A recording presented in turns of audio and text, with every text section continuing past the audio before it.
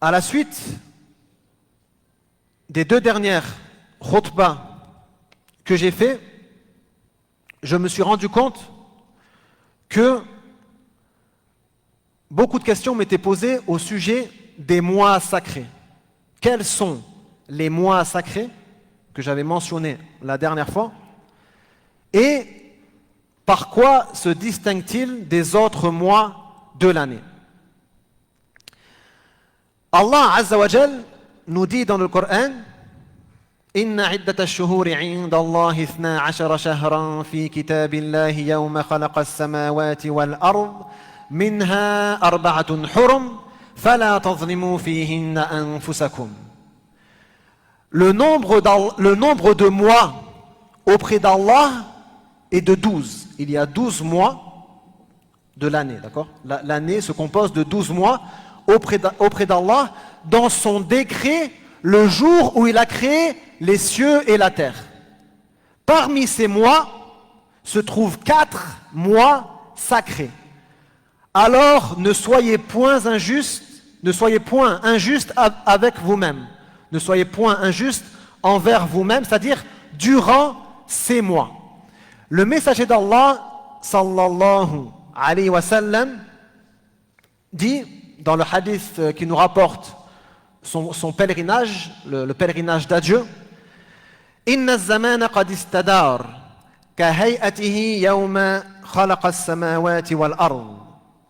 As-sanatu 12 shahra minha arba'atun hurum ثلاث متواليات وهي ذو القعدة وذو الحجة والمحرم ورجب مضر بين جمادى وشعبان. Donc le messager d'Allah nous dit: le temps a fait un tour. Le temps a fait un tour comme le jour où ont été créés les cieux et la terre. L'année se compose de 12 mois. Parmi ces mois, 4 sont sacrés. 3 sont d'affilée. Quels sont-ils? Il a dit Dhul Qa'da, Dhul Hijja et Al-Muharram. Al-Muharram, c'est celui qu'on est en train de vivre. Et donc Dhul Hijja et Dhul Qa'da, c'est les 2 précédents. Et Rajab ou Mudar, donc on l'appelle Rajab, mais c'est Rajab ou Mudar, qui est entre Jumada et Sha'ban. Donc Jumada al-Akhira et le mois de Sha'ban qui précède le mois de Ramadan. Donc ce sont les mois sacrés. Par quoi se distinguent-ils? La récompense durant les mois sacrés est multipliée.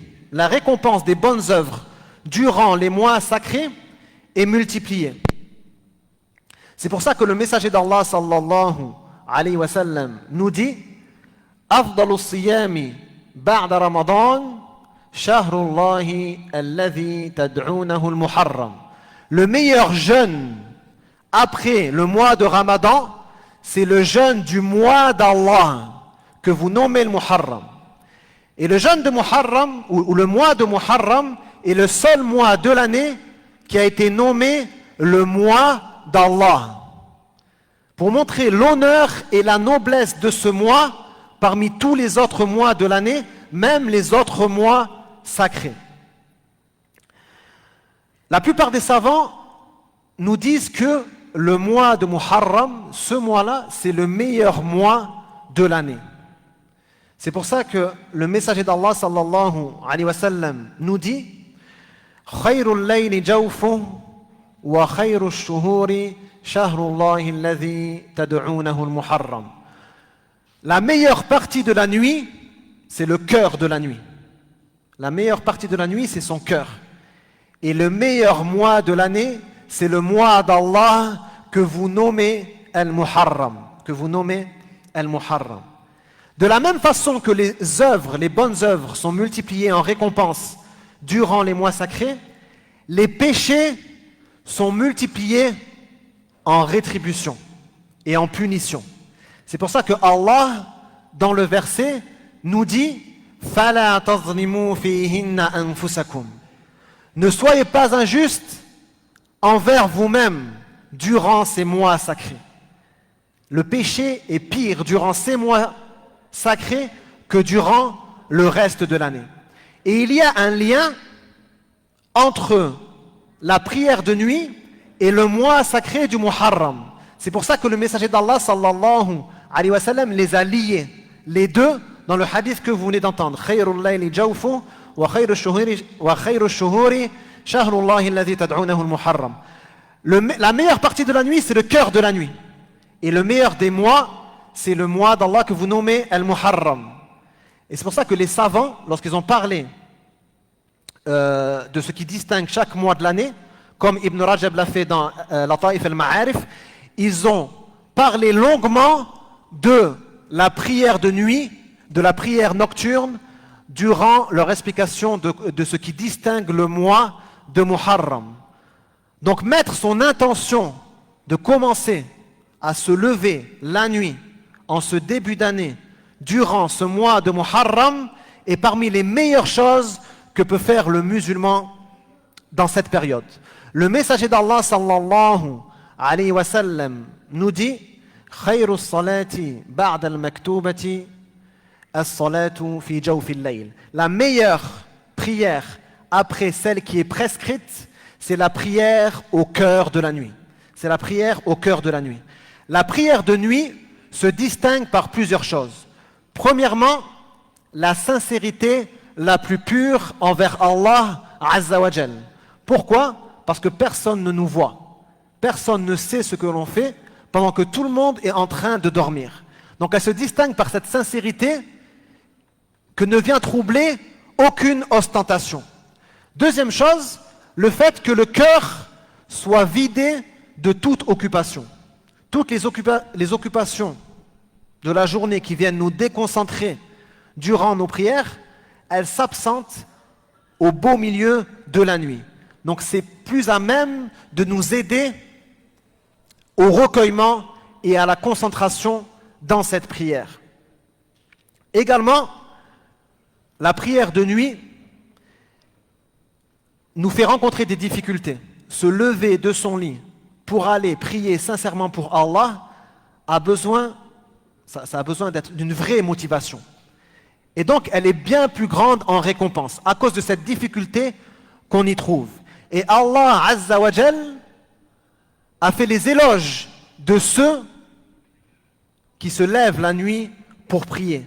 Dans de nombreux versets, Allah Azza wa Jal fait leurs éloges.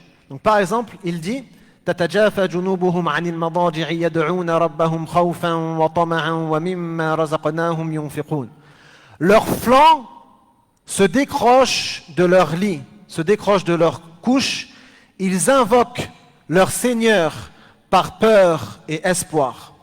Et ils donnent de ce que nous leur avons donné. Ils donnent en aumône ce que nous leur avons donné. Allah nous dit également wal mustaghfirina bil ashar. Il fait les éloges de ceux qui demandent pardon un peu avant l'aube, au dernier moment avant l'aube. Ceux qui demandent pardon à leur Seigneur avant l'aube. Et ce genre de versets, il y en a beaucoup dans le Coran. Et les pieux l'avaient compris. C'est pour ça qu'il nous est transmis de certains prédécesseurs qu'il a prié pendant 20 ans. Personne ne savait qu'il priait de nuit. Il attendait que tout le monde dort et il se levait pour prier. Personne n'en avait connaissance. C'est pour ça aussi qu'on les voyait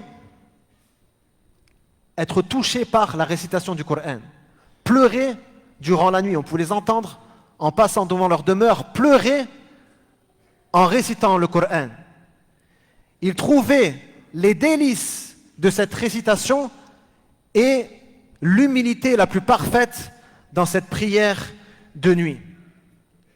Et ceci était leur secret, un secret magnifique. C'est pour ça que dans certains récits, cette prière de nuit a été comparée à l'aumône que l'on fait en cachette. L'aumône qu'on donne par sa main droite et que la main gauche méconnaît. Tellement on l'a caché à tout le monde, même la main gauche ne sait pas ce qu'on a donné. La prière de nuit est semblable à cette aumône, dans le fait que c'est un secret que nous seuls connaissons.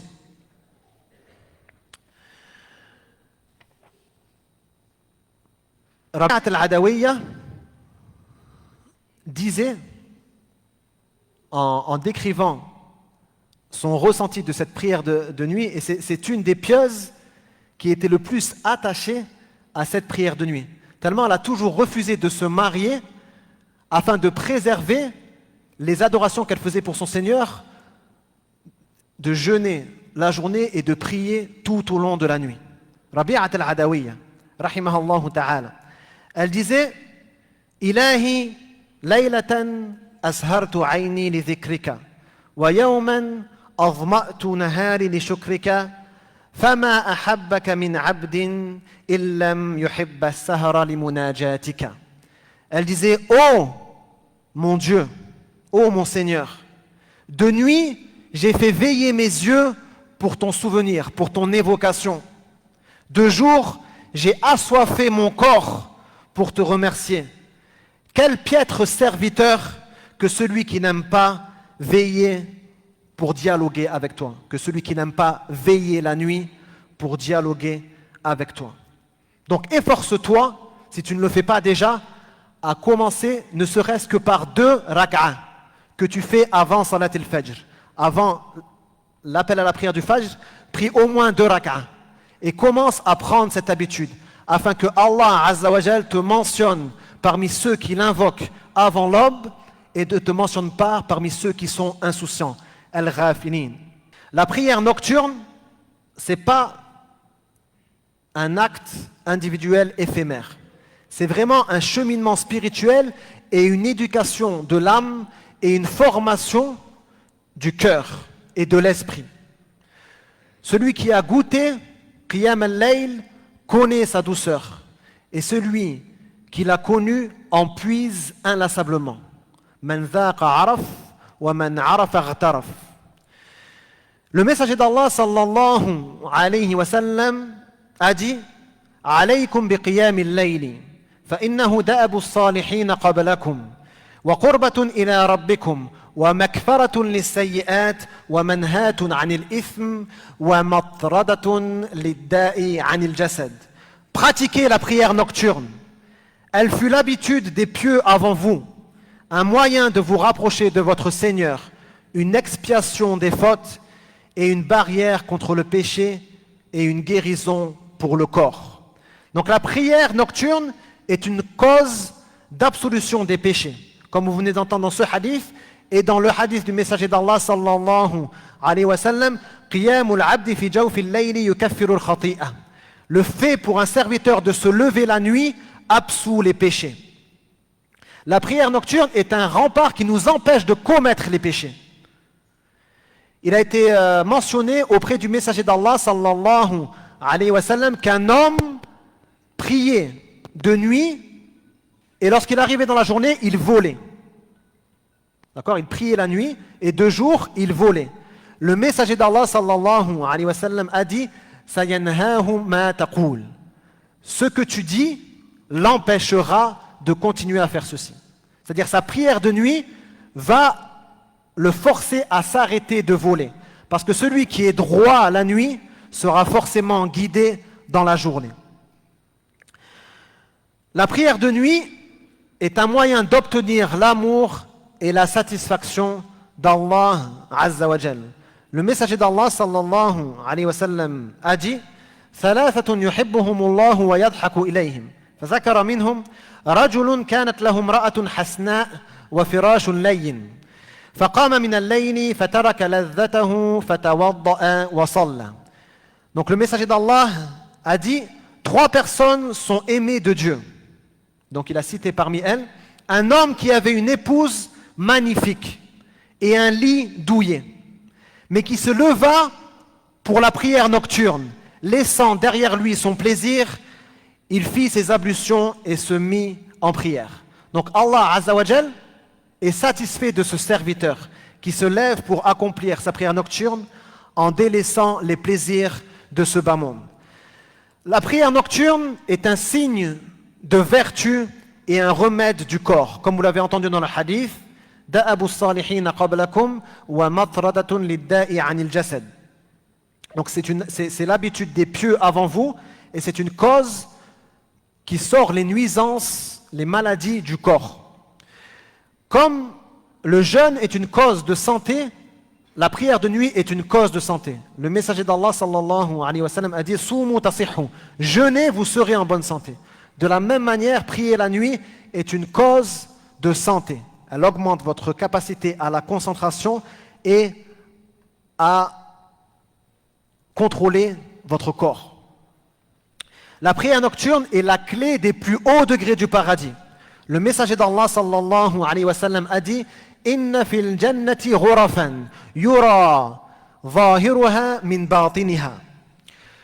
Qila liman ya Rasulallah qal liman ataba al-kalam wa at'ama at-ta'am wa bata lillahi qa'iman wan nasu niyam. Le prophète a dit il y a au paradis des pièces, on voit l'extérieur de ces pièces de l'intérieur, c'est-à-dire elles sont transparentes, en cristal ou quelque chose qui est semblable à ceci. On lui demanda pour qui sont ces pièces, pour qui sont ces chambres. Il dit pour celui dont la parole est bonne, celui qui donne de la nourriture, qui nourrit les pauvres, et celui qui passe sa nuit en prière alors que les gens dorment. La prière nocturne est un moment de l'intimité divine et de l'exaucement des invocations. Le messager d'Allah sallallahu alayhi wa sallam a dit ينزل ربنا كل ليلة إلى السماء الدنيا حين يبقى ثلث الليل الأخير فيقول من يدعوني فأستجيب له. Donc c'est-à-dire notre Seigneur descend au ciel le plus proche lorsqu'il reste le dernier tiers de la nuit. Et là, donc notre Seigneur dit Man yad'uni fa astajiba lahu. Qui m'invoque, qui est en train de m'invoquer afin que je l'exauce. Donc c'est un moment où Allah accepte les invocations et y répond, et à un moment où Allah accepte notre demande de pardon et nous pardonne. Pour finir, Qiyamul Layl, c'est une manière de suivre la sunna du messager d'Allah sallallahu alayhi wa sallam qui est notre modèle par excellence.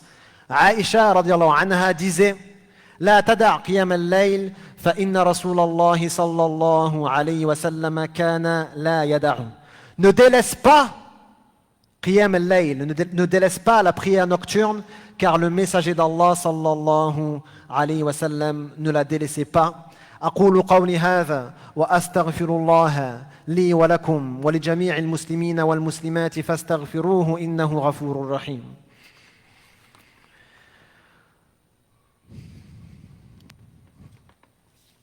بسم الله الحمد لله وحده والصلاة والسلام على من لا نبي بعده أما بعد.